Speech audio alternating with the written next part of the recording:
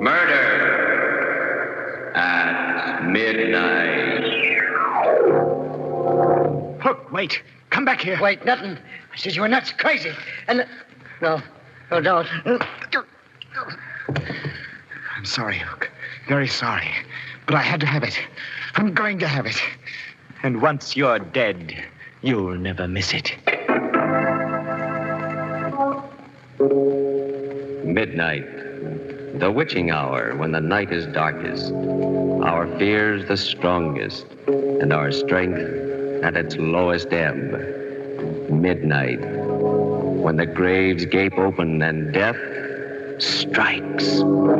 How? You'll learn the answer in just a minute.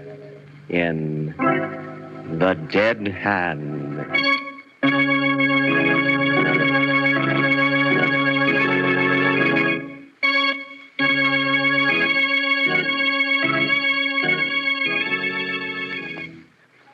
And now, Murder at Midnight. Tales of terror and retribution by one of radio's best-known mystery writers, Robert Newman. Its title, The Dead Hand.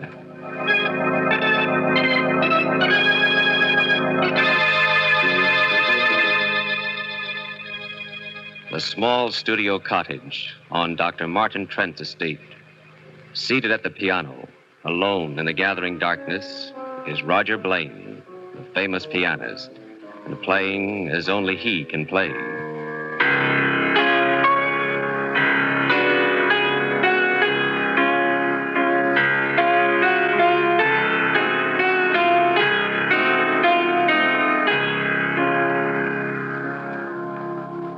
Can't you hear me, Lorna? You must hear me. And you must come here now to me. I'm calling you, Lorna. Calling to you in a way you could never resist. With my music, making your heart beat faster, your breath come quicker. Lorna. Hello, Roger. Am I disturbing you? Always, Lorna. Martin's out at the hospital, and I heard you playing, so... That's not why you came, Lorna. You came because I called you. Because you promised you'd come and give me your answer. What we talked about last night, my going away with you? Roger, I must have been mad. I don't know what got into me. Don't you, Lorna? This is what got into you. My music. Telling you things I never could tell you in words. Roger, stop. I can't think when you play like that. I can't leave him. He's my husband. I love him, respect him. Can you love a surgical instrument? Can you compare what you feel towards him with what you feel now, this minute? No, it is different. Roger, how can we? He's your friend. It was he that brought you here, gave you the cottage. And haven't I given him anything? Music like this. Music such as no one has ever heard before. Roger, Lorna, listen to me. To what I'm saying here. I love you. I need you. It was you who helped me find depths within myself I never knew existed. You've got to come away with me. You owe it to me, to yourself, to the world. Roger, you please. Want to. You know you want to. And you're going to. Roger, no, I can't. I tell you, You are. All right. Lorna. We can talk to Martin when he gets home tonight. Tell him. I think he'll understand. Lorna, there'll be no talking, no explaining. My car's outside and we're leaving right now.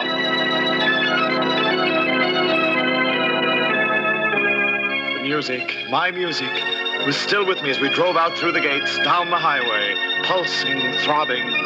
Yes, I could hear it, but could Lorna? I glanced at her sitting there beside me. Happy, dearest? What? I don't know, Roger. You don't know?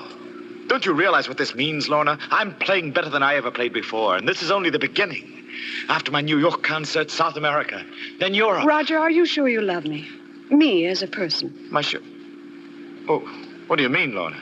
I know you've said you do, but Whenever you've talked about it, Roger, about us, you've talked in terms of your music. Roger, are you sure that's not what you love? Well, of course I'm sure. If I didn't have my music, if I couldn't play, I don't think I could live. But it was you. You who lifted me to heights I never dreamed of, technically, emotionally. Roger, stop the car. Turn around. Take me back. What? Take me back. I don't understand. I do, for the first time. With Martin away so much, I was lonely, flattered by your attention. And your music was like a drug, keeping me from thinking. But now I can think. And I know you don't love me, and I don't love you, so please, Roger, take me back. No. But, Roger, can't you see this whole thing was a mistake? It was not a mistake, and I won't take you back. Well, I'm going back, whether you take me or not, and if you won't stop the car... No, let go of that brake! Let go of that ditch! Look out! We're going to...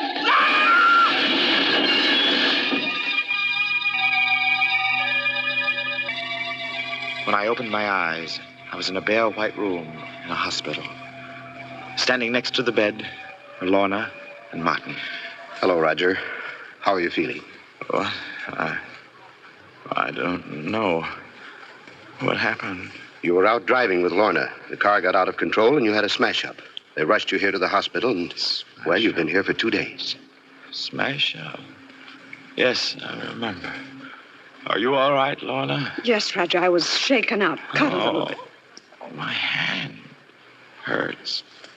Especially the fingers. Nothing happened to it, did it, Martin? I've got a concert in a few weeks, you know. Roger, don't stop it. What? Why are you looking at me like that? Oh, Don't worry about it, Roger. Not now. But I've got to know. I've got to see. Roger, please.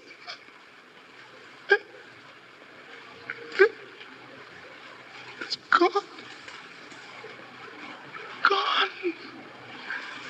My hand. My left hand. Martin, what did you do to me? Roger, I think you know how I feel about you, about your music. You've got to believe me when I tell you there was nothing I could do about it. Nothing. It was your hand or your life. My life? And what is my life without my music? It's nothing. Worse than nothing. A living death.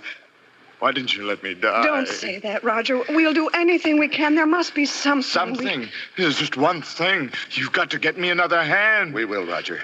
There have been some wonderful developments in prosthetics as a result of the war. I don't mean an artificial hand. I mean a real hand. What? Roger, you're mad. No, I'm not. You took my hand and you'll get me another one. We'll talk about it some other time. You think I'll forget about it, don't you? Don't you? Oh, I won't. I say I'm going to have another hand, and I will have one. And what's more, you're going to help me get it, do you hear? You're going to help me.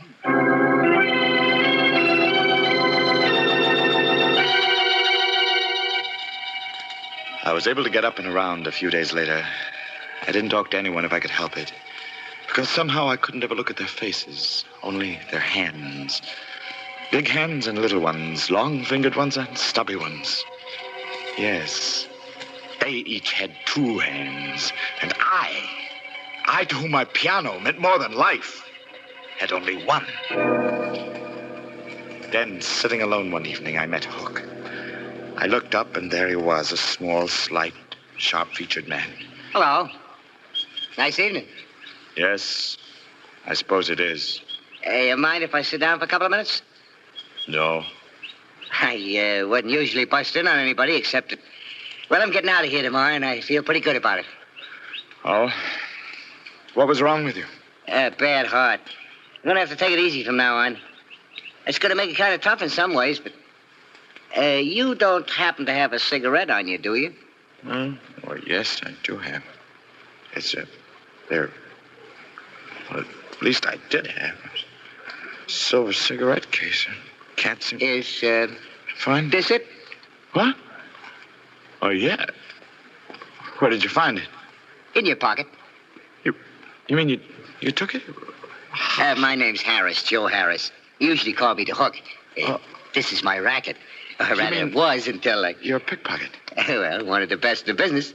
But now with my ticket going bad, I guess I'll have to lay off, except like now for a gag. You didn't mind, did you? Why? Well, certainly not. I'm very impressed. As a matter of fact, do you mind if I look at your hands? Look at it? What for? They're beautiful. As beautiful a pair of hands as I've ever seen. It occurs to me that you say that you don't know what you're going to do when you leave the hospital here. Oh, well, I just hadn't thought about it much. Why? I've got a proposition that might possibly interest you. No kidding. What? Well, I'd rather not discuss it with you here and now, but I expect to be leaving here myself on Friday. If you'd like to come and see me sometime after You that. say where and when? Well, I've been staying at a little cottage on Dr. Martin Trent's estate. I'll probably be going back there. How about Saturday night, late, around 11:30? Fine. Okay with me. Then it's a date. I left him there, hurried back to my room. I wanted to be alone. Had to be alone, for I was afraid that what was on my mind might show in my face. It certainly was a date. A date with death. A man obsessed, half mad, and his unsuspecting victim. Will both of them still be alive to hear it when the clock strikes 12 for murder at midnight?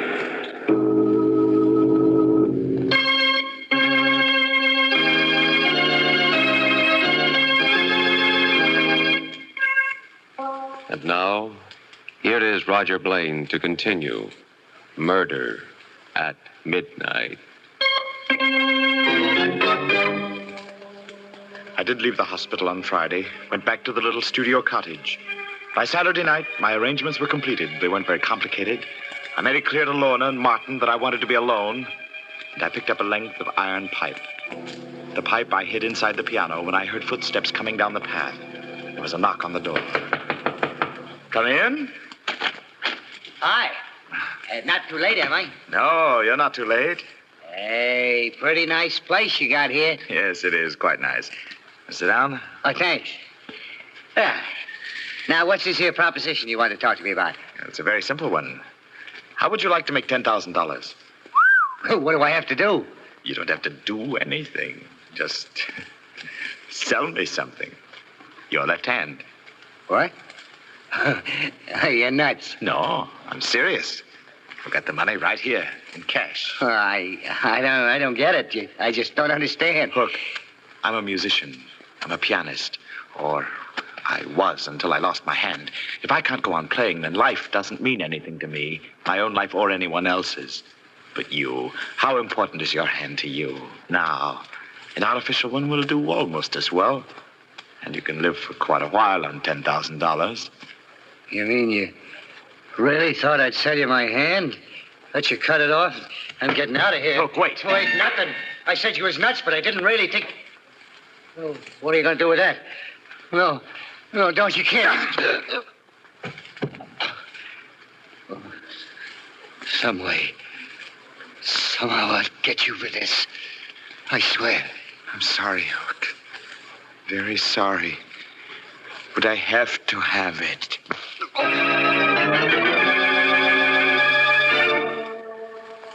I'd rather not go into what happened after that. I got rid of the body, and then I went to see Martin. You don't look well, Roger. Anything the matter? No, I just came to see you about your promise. My promise? Or your debt, whichever you choose to call it. I told you I wanted another hand, that I was going to get another hand, and that you were going to help me. Well, now you can help me. What do you mean? Look in here, in this package. See? Good Lord. Where did you get this? It might be better if you didn't ask too many questions. I'm fighting for my life, for more than my life. You took my hand away from me. Well, now you can give me this one. You mean you honestly, seriously think that I can perform an operation of this sort, do a graft, and that after I'm finished, you'll be able to use the hand? Why not? Operations of this sort have been done, haven't they? With other parts of the body?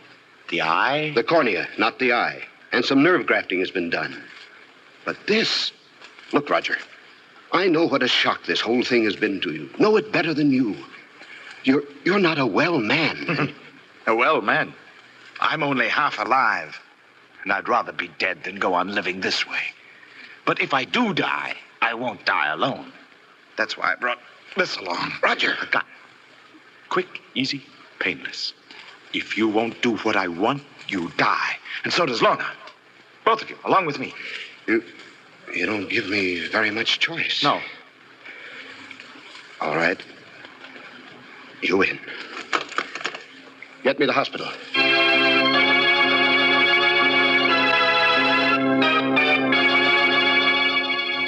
Even before I became fully conscious, before I opened my eyes, I knew that it had been done. That it wasn't his hand anymore, but mine. Still, there was something wrong. I couldn't analyze what it was at first, but it was there. A feeling that something wasn't quite right. That perhaps it wasn't entirely my hand. I sat up. The hand was a mass of bandages, stiffened with splints. And inside the bandages... Careful, Roger. Don't touch them. Huh? Oh, Martin, I didn't see you. I've been here with you ever since last night. Last night? You mean I've been out that long? 24 hours? It was very important that you keep quiet. You've been under sedation. Oh, yes, of course. But this isn't the hospital. No. I brought you home with me, back to the house. Oh. I thought it would be best for several reasons. Oh, that's very smart, Martin. We don't want any questions, do we? Not yet. You did do it, didn't you? What? Yes. I knew you would and could. And it's going to work. It is working. I can feel it. Please, Roger, you must be careful with that bandage. You can't touch it, move it, disturb it in any way. I won't, Martin. But I don't have to. I tell you, I can feel the fingers moving, even inside this. And in another week or so... We'll see. Yes, we'll see. Got a cigarette, Martin? Of course, I have it right. That's funny. What is? My cigarette case, it was right here in my breast pocket. I must have left it downstairs or at the hospital. It doesn't matter. I can do it. Look. Martin. Yes? I think... Here. Yes, here. Here it is. Under my pillow. What? How did it get there?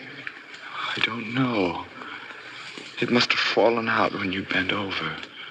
But... No. Why are you looking like that? Because... I think I know how it did get under my pillow. What do you mean? When fingers learn something, a special skill, they don't forget it, ever. Mine never have. Even when I'm not thinking of what I'm doing, they go on playing by themselves. These fingers here, they haven't forgotten either. Do you understand? I'm afraid Forget it. I'm awfully tired all of a sudden, Martin. Would you mind? No, Roger, I'd like you to get as much rest as possible. There's a friend of mine coming here tomorrow to see you. Another doctor. That's fine, Martin. I'll see you in the morning. Yes, I was tired, but that wasn't why I asked Martin to go. I did it because I wanted to be alone, because I had to be alone, because I knew now what it was that I'd only sensed before. The hand, Hook's hand, had a will of its own. It had picked Martin's pocket without my even being aware of it. I lay there alone in the darkness after Martin went, not touching the bandages, but flexing the fingers, forcing them to obey my will. I had to do that. I knew I had to do it because I suspected what might happen. And what did happen proved that I was right. I fell asleep finally. And while I was asleep, I dreamed. I dreamed I was walking down a dark, labyrinthine corridor somewhere under the earth. Then... A little closer, Roger. Huh? Just a little closer. Who's that? Who's there? Just me. Waiting for you. Hook! Yeah, Hook. I said I'd get you. Well, Out of the darkness came a hand that clutched me by the throat, gripped it tighter, tighter, tighter. I fought against it, tried to scream, and woke up. Yes, I woke up, and my waking was more horrible than the dream, for the hand was there, gripping me by the throat, moaning, exerting every ounce of my strength and will. I fought it off and pulled it down.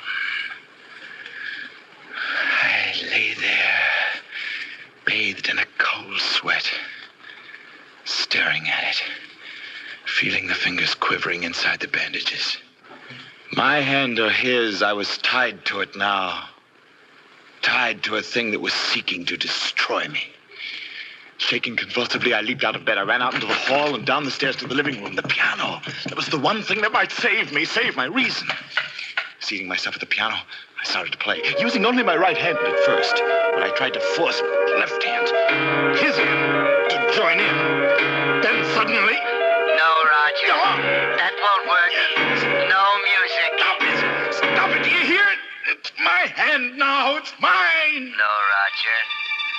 Never. But it is. I'm stronger than you are. Nothing is stronger than I am. Nothing in the world. And there's no escape. Because we're one now, Roger.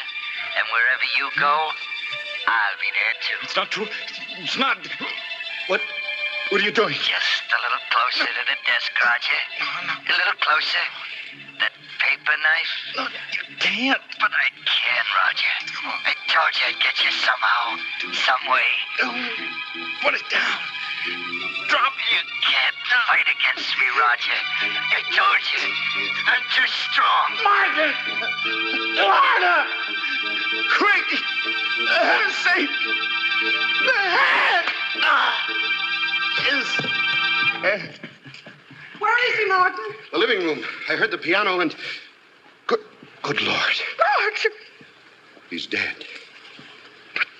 Why? How? He was saying something about a hand. He was in a completely psychotic state as a result of shock and a sense of guilt. The state psychiatrist was coming tomorrow to commit him. Oh, Martin.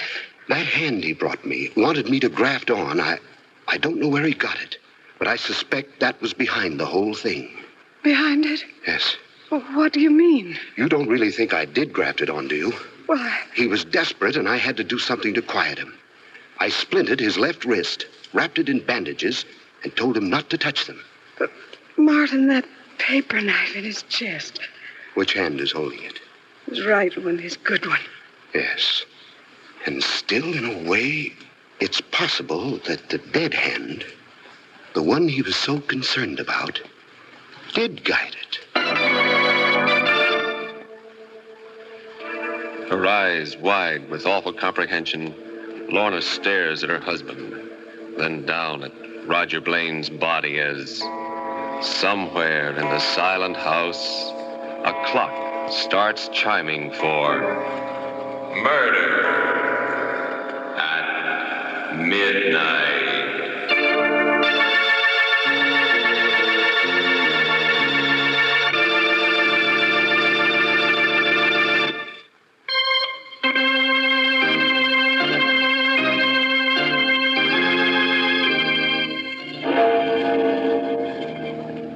Remember to be with us again when death stretches out his bony hand and the clocks strike 12 for murder at midnight.